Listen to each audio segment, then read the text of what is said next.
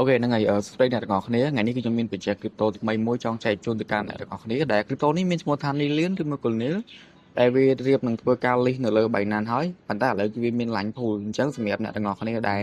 ចង់ទទួលបានការដឹងដោយ free មុនទៅពេលដែលវា list គឺអាចធ្វើតាមវីដេអូបាននេះបានហើយ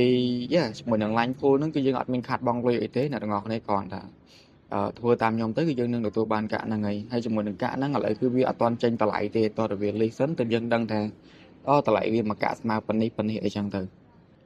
ហើយមួយវិញទៀតខ្ញុំសុំបញ្យល់ line pool នឹងត្រួសតិច line pool ហ្នឹងរបៀបថាយើងមានលុយនៅក្នុង Binance របស់យើង5រៀលហើយឧទាហរណ៍ណាថាយើងមានលុយ5រៀលអញ្ចឹងយើងទៅ join line pool ទៅហើយយើងនឹងទទួលបានកាក់នេះនឹងត្រឡប់មកវិញប៉ុន្តែចង់បញ្ជាក់ថាលុយរបស់យើង5រៀលគឺវាមានបាត់បង់អីទេអ្នកទាំងអស់គ្នាគឺវានៅតែ5រៀលតែទេហើយយើងបានទាំងលុយរបស់យើងមកវិញហើយយើងបានទាំងកាក់នេះនឹងទុកលក់ឬមួយក៏យើង hold អីចឹងទៅវាប្រៀបដូចយើងយកលុយទៅទុកនៅក្នុងធនាគារហើយយើងបានការប្រាក់មកវិញអញ្ចឹងណាប៉ុន្តែនៅក្នុងធនាគារពេលខ្លះគេអាចកំណត់ថាតតែមួយខែមួយឆ្នាំមកយើងដកលុយយើងយកមកប្រើបានតែឡាញ់ធូរអត់ទេយើងចង់ដកយកមកប្រើពេលណាក៏បានដែរ so តោះឥឡូវចូលទៅដល់វីដេអូរបស់យើងទាំងអស់គ្នា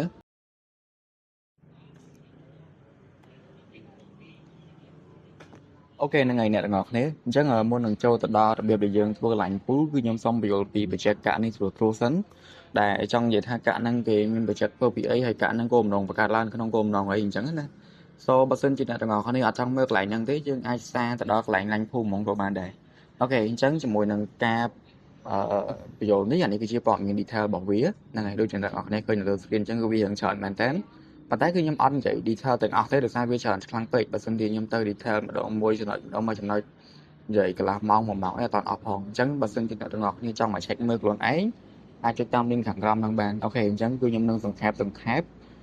ជាមួយនឹង crypto បច្ចេកថ្មីនេះគឺមានឈ្មោះថា Nillion អានឹងឈ្មោះពេញរបស់វា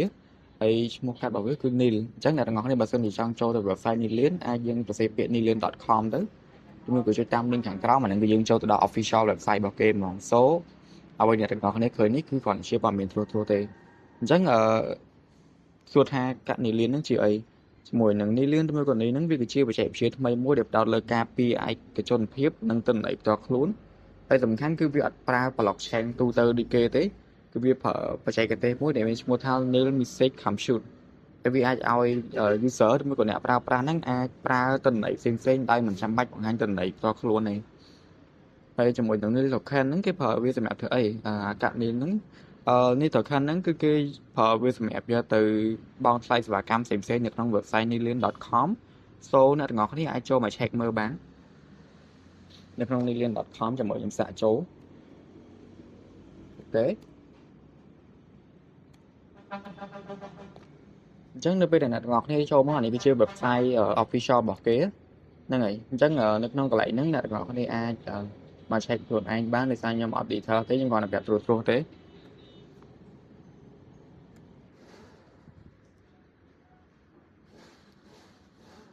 ហើយមួយទៀតវាក៏អាចជាប្រើសម្រាប់នៅក្នុងការងាររដ្ឋបាលបានដែរហើយសួរថាតើកាក់ Nillion ហ្នឹងវាផ្ដល់បច្ចេកអីខ្លះដល់យើងទីមួយគឺវាការពារទិន្នន័យផ្ទាល់ខ្លួនហើយសំខាន់គឺយើងអាចយកវាទៅប្រើបាននៅក្នុង platform ដូចជា Web3 AI និង Finance បានដែរហើយសំខាន់គឺយើងអាចប្រើវាសម្រាប់ធ្វើជាអត្តសញ្ញាណ digital របស់យើងនិងការបោះឆ្នោតលើ digital អូខេ so នេះគឺខ្ញុំគ្រាន់តែសង្ខេបខ្លីៗទេបើសិនជាអ្នកទាំងអស់គ្នាចង់ដឹងលម្អិតដូចខ្ញុំបញ្ជាក់ខាងដើមអញ្ចឹងគឺអាចចូលមក check មើលខ្លួនឯងបានទៅលើប្រភេទឈ្មោះរបស់វាទៅលើ total supply វា line pool វាចែកឲ្យ Binance ហ្នឹងប្រហែល%ហើយមាន partner មួយអីខ្លះ so អ្នកទាំងអស់គ្នាអាចមក check មើលខ្លួនឯងបានណាគឺខ្ញុំអត់សុំសង្ខេបលម្អិតទេអញ្ចឹងឥឡូវគឺខ្ញុំទៅធ្វើវីដេអូរបៀបដែលយើងទទួលបានកាក់ហ្នឹងតាមរយៈការធ្វើ line pool ម្ដងថាគេទាមទារអីខ្លះ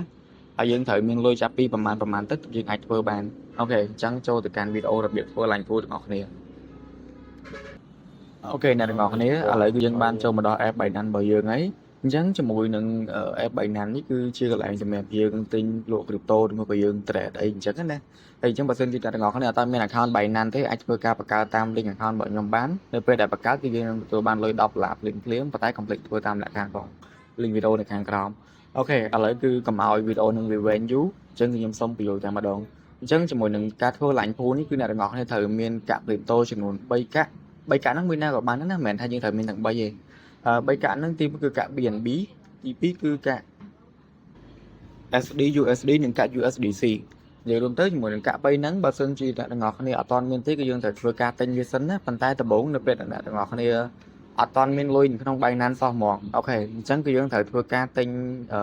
cả USDT ta mà dập P2P cái dương tinh cả crypto P thì này kia bỏ dương máu á chẳng bà sơn chi ở toàn trái phiếu biệt tinh thế anh vừa tam đặc biệt tinh lúc cả crypto link video này càng cao số chẳng hỗ trợ than là ngọt này mình cả hồi ai chỉ mùi nâng cả bỏ nhóm cứ cho miền tại cả USDT thì nhưng mà miền bay cả thì nhóm bàn thì khang lơ năng thì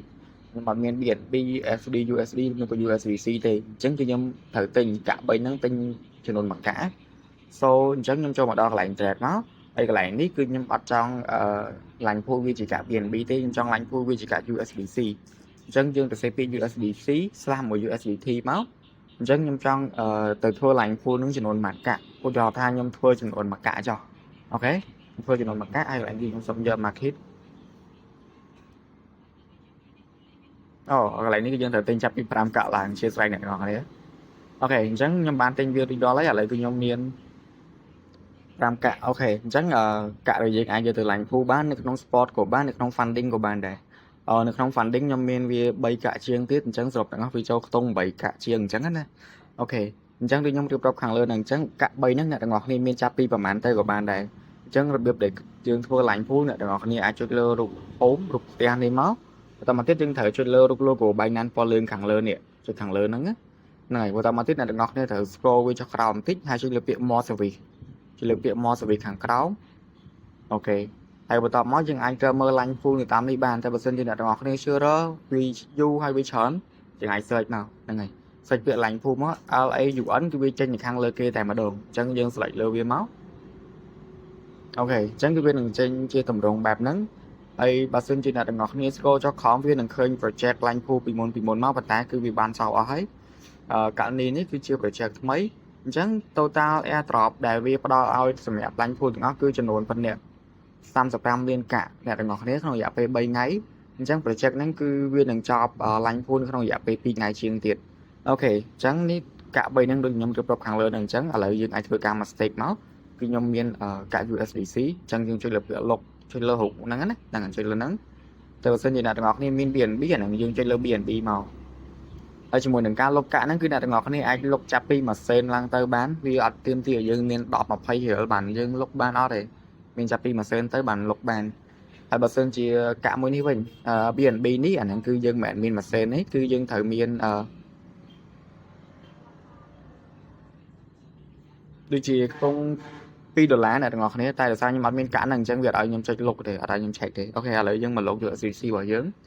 អញ្ចឹងខ្ញុំដាក់មិចមកហើយបន្ទាប់មកយើងចុចលើពាក្យលុបអូខេអញ្ចឹងវាដាក់ថា successfully លុបហើយអញ្ចឹងកាក់របស់យើងអាហ្នឹងគឺវាបានជាប់នៅក្នុង line pool ហ្នឹងហើយអញ្ចឹងចង់បញ្ជាក់ដែរនៅពេលដែលកាក់របស់អ្នកទាំងអស់គ្នាជាប់នៅក្នុង line pool គឺអ្នកទាំងអស់គ្នាអត់អាចយកកាក់ហ្នឹងទៅប្រើឬមកទៅបាញ់ឬមកយកទៅលក់បានទេអញ្ចឹងបើសិនជាអ្នកទាំងអស់គ្នាចង់យកកាក់ហ្នឹងយកទៅលក់គឺអ្នកទាំងអស់គ្នាត្រូវធ្វើការ unstake វាចោលហើយឬមកក៏អញ line pool ចោលអាហ្នឹងទៅបានណាអូខេអញ្ចឹងចាំទីទៀតខ្ញុំប្រាប់ពីរបៀប unlock តាគេធ្វើមិនព្រោះអានេះគឺវាអត់ដូចធនាគារដែលយើងដាក់ឲ្យតតែចាំ1ឆ្នាំ2ឆ្នាំ10ឆ្នាំតដល់ថ្ងៃខែគេបានគេឲ្យយើងអាហ្នឹងគឺអត់ទេយើងចង់ដកពេលណាក៏បានដែរហើយកន្លែងម៉ោងនេះមានន័យថានៅពេលដែលអានទីនឹងលូតអស់អ្នកទាំងអស់គ្នាចូលមក claim មក